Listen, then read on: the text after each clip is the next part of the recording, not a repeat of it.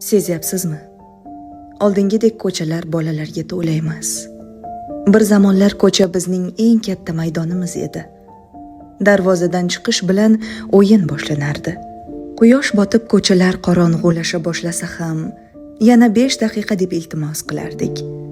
Arqon sakrab oyog'imiz charchardi, lekin to'xtatmasdik. Rezinka o'ynab sakrashni bilmagan qiz kam edi. Yutqazganlar kulib turib jarima bajarardi. O'g'il bolalar esa to'p tepib bir oynani sindirsa ham, ertasi kuni yana o'sha joyga qaytardi.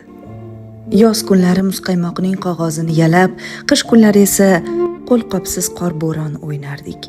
Qo'llarimiz muzlab qolsa ham uyga kirgimiz kelmasdi.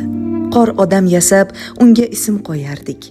Go'yo u ham bizning o'yinimizning bir qismi edi. Yomg'ir yog'sa, u hid boshqacha edi. Yerning isi, havoning tozaligi, tomchilarning yuzga urilishi hammasi bir mo'jiza edi. Yalangoyoq ko'chalarda yugurib, loyga botgan oyoqlarimiz bilan uyga kirardik.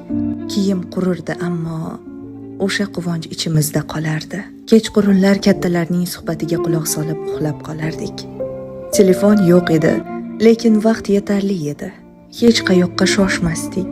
Hayot bizni quvmasdi. Bugun esa ko'chalar jim. Derazalar ortida bolalar bor, lekin ularning kulgusi ko'chaga chiqmaydi. O'yinlar ekran ichida, do'stliklar masofada, balki shuning uchun ham yomg'irlarning hidi eskilarnikidek tuyulmas. Bolalik qaytmaydigan fasl.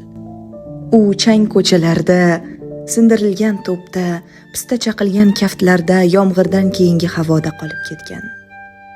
Biz ulg'aydik, ammo ichimizda o'sha ko'chani sog'inayotgan bir bola hali hanuz yashaydi.